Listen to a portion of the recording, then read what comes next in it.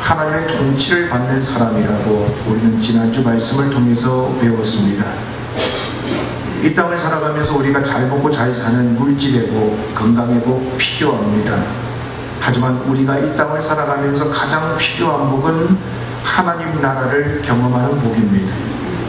왜냐하면 우리의 삶 가운데 하나님 나라가 임하면 우리를 괴롭히던 모든 죄와 슬픔도, 상처와 아픔들도 물러가기 때문입니다. 그래서 예수님도 우리가 기도할 때 두 번째로 무엇을 구하라고 하셨습니까? 하나님의 나라가 임하시도록 기도하라고 가르쳤습니다. 오늘 저와 여러분이 이 땅을 살아가면서 하나님의 나라가 여러분들에게 임함으로 하나님의 통치 가운데 승리하시는 우리 성도님들이 되시기를 간절히 바랍니다. 그리고 예수님이 주기도문에서 세 번째 구하라고 하신 기도의 제목이 오늘 본문에 나오고 있습니다. 10절 말씀해 보시면 나라가 임하시오며 뜻이 하늘에서 이룬 것 같이 땅에서도 이루어지이다 라고 말씀합니다. 뜻이 하늘에서 이룬 것 같이 땅에서도 이루어지이다. 여러분 혹시 인샬라라는 말을 들어보신 적이 있으십니까? 이슬람 교도들이 가장 많이 사용하는 단어가 인샬라입니다. 그들은 입을 열어서 어떤 일들을 맞닥뜨릴 때마다 인샬라, 인샬라 그렇게 반응합니다. 그 말의 뜻이 뭐냐 하면 알라신의 뜻이라면 이라는 의미입니다. 그래서 이슬람 교도들은요, 알라신의 뜻이라면 자살 테러를 합니다. 또한 무고한 포로를 참수시키기도 합니다. 즉 그들은 전적으로 알라신의 뜻에 죽기도 하고 살기도 합니다. 그런데 이러한 뜻은 알라신에게만 있는 것이 아닙니다. 성경 말씀을 보면 하나님께도 분명한 뜻이 있습니다. 하나님도 이 세상을 향하신 크고 놀라운 계획이 있습니다. 또한 하나님의 백성인 우리를 향한 거룩한 요구사항들이 있습니다. 여러분, 우리는 기도해야 한다는 것을 알고 있지요. 하지만 기도하지 않는 성도님들이 꽤 많이 있습니다. 성도님들이 기도하지 않는 이유는 열심히 기도할 문제가 없기 때문입니다. 삶이 편안해지고 문제가 없다 보니까 기도를 하지 않는 분들이 있습니다. 또 어떤 분들은 기도를 한다고 해도 기도한 대로 응답되지 않기 때문에 기도하지 않는 분들이 있습니다. 나는 하나님 앞에 응답받으려고 최선을 다해서 기도했습니다. 그럼에도 불구하고 하나님께서 내가 원하는 대로 응답하지 않으면 우리는 하나님께 분노합니다. 그리고 기도를 포기할 때가 많습니다. 마태복음 18장 19절 말씀을 보시면 진실로 다시 너희에게 이르노니 너희 중에 두 사람이 땅에서 합심하여 무엇이든지 구하면 하늘에 계신 내 아버지께서 그들을 위하여 이루게 하시리라 말씀합니다. 우리가 믿음을 가지고 땅에서 합심하여 무엇이든지 구하면 하늘에 계신 아버지께서 이루게 하신다라고 성경은 말씀합니다. 여기서 합심하여 기도한다라는 말은 하나님의 뜻을 분별해서 한 마음으로 기도한다는 의미입니다. 하나님의 뜻이 무엇인지를 분별하고 거기에 마음을 쏟고 기도할 때 하늘에 계신 하나님께서 그 기도를 이루게 하십니다. 여러분, 이 땅에서 우리가 기도하는 것이 하나님의 뜻을 이루는 조석이 된다는 의미입니다. 우리는 하나님의 뜻이 이미 정해져 있다고 생각합니다. 그래서 우리가 할 일은 하나님의 일하심을 기다리면 된다라고 생각합니다. 하지만 마태복음 18장 19절 말씀을 보면 우리가 이 땅에서 하나님의 뜻을 따라 기도하면 하늘에 계신 하나님이 들어주신다고 주님은 우리에게 가르쳐 주십니다. 이스라엘 백성들이 출애굽에서 가나안을 향해서 나아갑니다. 그들은 메마르고 척박한 광야에 있습니다. 오랫동안 노예로 살았기 때문에 전쟁 경험도 없습니다. 그런데 어느 날 아말렉 사람들이 이스라엘을 침략합니다. 아말렉이 이스라엘을 공격하자 모세는 여호수아를 내보내서 싸우게 합니다. 여호수아가 전쟁을 수행하는 동안 모세는 산 위에 올라가서 지팡이를 들고 있습니다. 그런데 이상한 일이 벌어집니다. 모세가 손을 들고 있으면 이스라엘이 그 전쟁에서 이깁니다. 그런데 너무너무 피곤하고 지쳐서 손을 내리면 이스라엘이 집니다. 그래서 그것을 옆에서 보고 있던 아론과 훌이 모세의 두 팔을 붙잡아 올립니다. 그랬더니 결국 이스라엘이 이겼습니다. 이 사건에서 모세의 손에 들린 지팡이가 신령한 힘이 있는 요술지팡이였을까요? 아닙니다. 하나님의 뜻은 이미 정해져 있습니다. 하나님의 뜻은 이스라엘 백성들이 애굽에서 나와서 가나안에 정착하는 것, 이것이 하나님의 뜻입니다. 광야의 험난한 길을 통과하면서 이스라엘 백성들의 세력이 줄어들고 멸망당하는 것은 하나님의 뜻이 아닙니다. 하지만 이스라엘은 아무 일 없이 가나안에 들어간 것이 아닙니다. 아말렉 사람들의 공격을 받았습니다. 그러자 이스라엘은 아말렉과 전쟁을 합니다. 그런데 이해되지 않는 일들이 일어납니다. 이 전쟁의 승패는 전쟁에 나가서 싸우는 여호수아에게 달린 것이 아니었습니다. 모세의 기도의 손에 달려 있었습니다. 모세가 지팡이를 들었다라는 표현은 하나님께 기도했다라는 의미입니다. 모세가 산에 올라가 하나님을 향하여 기도를 드리는 동안 이스라엘이 이겼습니다. 이스라엘 백성이 광야에 들어와서 처음 치는 이 전쟁을 통해서 하나님은 앞으로 치르게 될 전쟁의 성격을 가르쳐 주셨습니다.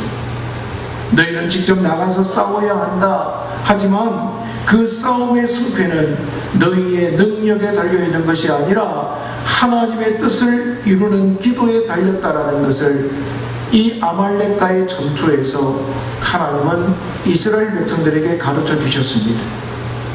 성경에 나오는 중요한 사건마다 하나님의 뜻은 정해져 있습니다. 그리고 하나님의 뜻에 순종하면 이 땅에서 기도하는 사람들을 통해 하나님의 뜻이 땅에서 이루어졌습니다. 이것이 하나님이 일하시는 방식입니다.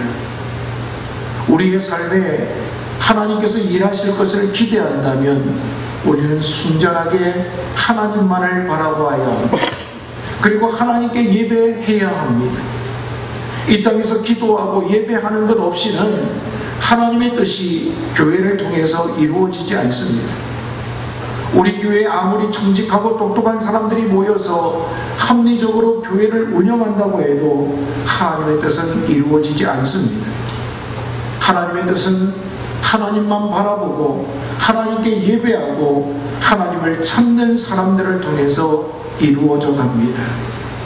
로마서 12장 2절 말씀을 보시면 너희는 이 세대를 본받지 말고 오직 마음을 새롭게 함으로 변화를 받아 하나님의 선하시고 기뻐하시고 온전하신 뜻이 무엇인지 분별하도록 하라라고 말씀하고 있습니다. 우리는 이 세대를 본받지 말아야 합니다.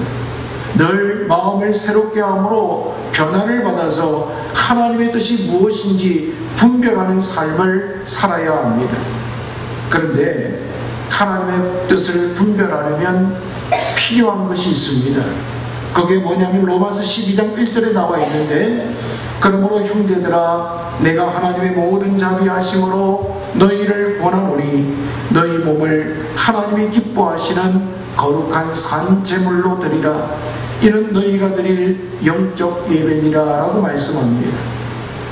하나님의 뜻을 분별하기 위해서 우리 몸을 하나님이 기뻐하시는 거룩한 산 제물로 드려야 합니다. 하나님께 나 자신을 드린 사람만이 하나님의 뜻을 분별할 수가 있습니다.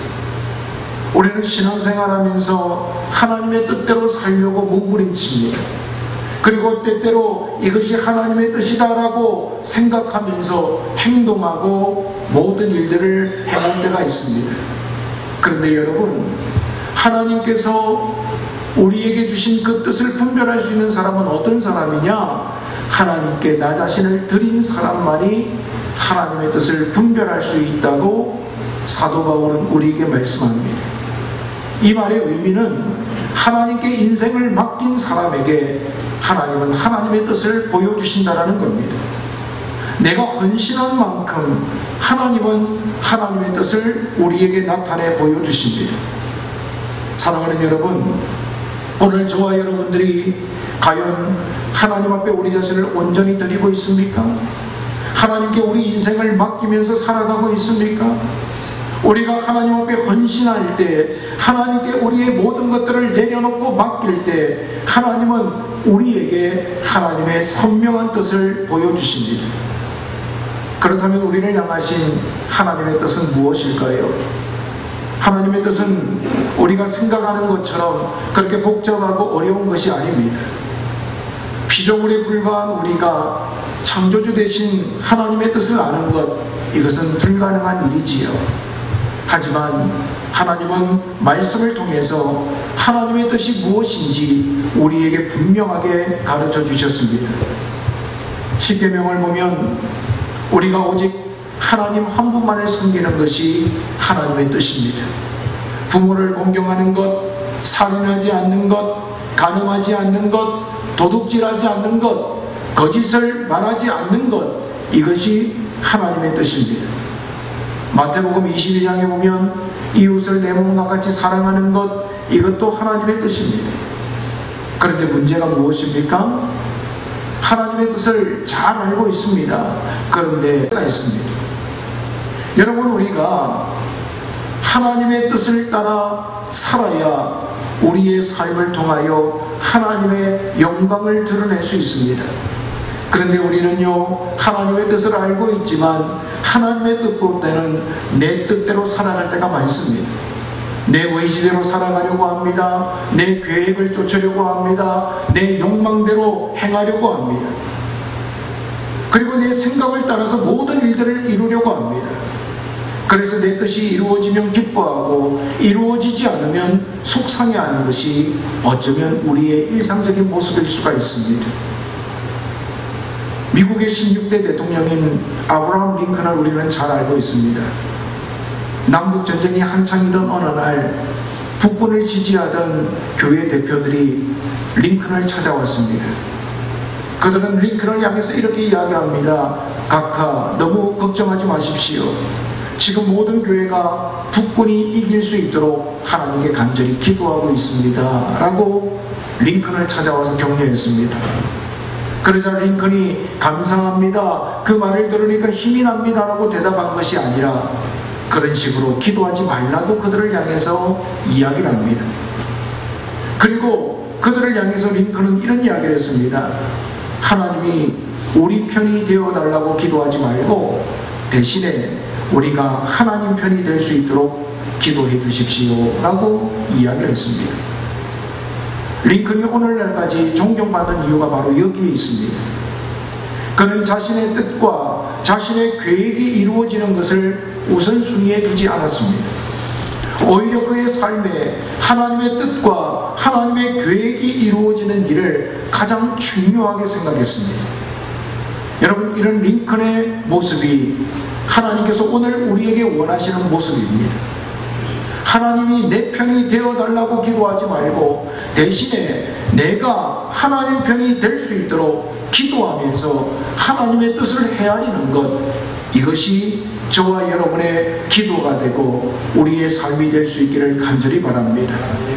그래서 예수님도 하나님의 뜻이 하늘에서 이루어진 것 같이 죄악으로 가득 찬 이 땅에서도 이루어지이다, 이렇게 기도하라고 우리에게 가르치고 있는 것입니다. 그런데 우리에게는요, 또 하나의 문제가 있습니다. 하나님이 우리에게 말씀을 주셨음에도 불구하고 하나님의 뜻이 무엇인지 도저히 모를 때가 있습니다. 왜냐하면 이사야 선지자가 말씀한 것처럼 하늘이 땅보다 높음 같이 하나님의 생각은 사람의 생각보다 높기 때문입니다. 그래서 우리는 신앙생활을 하면서 하나님이 주시는 은혜 가운데 살 때도 있지만 때로는 생각지도 못한 어려운 일들을 맞닥뜨리면서 큰 충격을 받고 혼란에 빠질 때가 있습니다. 제가 알고 있는 장로님이 있습니다. 여자 장로님이십니다. 남편도 젊은 시절 장로로 세움마다 하나님이 기뻐하시는 일들을 감당했습니다. 목회자를 도와서 교회의 부흥을 위해서 열심히 섬겼습니다.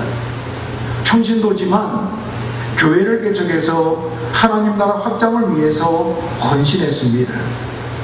그런데 남편 장로님은 청주의 교회를 개척한 1977년에 지병으로 하나님의 부르심을 받았습니다.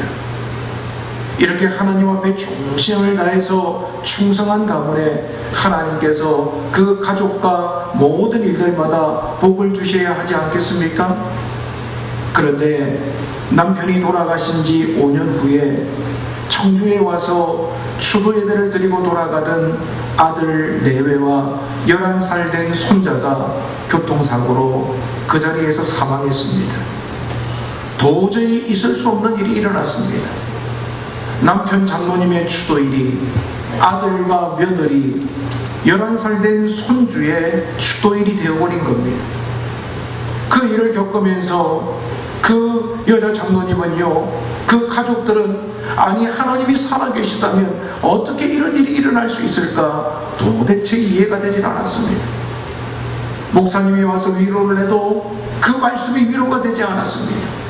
주변 사람들이 함께 조문을 와서 위로한다고 여러 가지 말을 했지만 도대체 하나님의 뜻이 어디 있을까?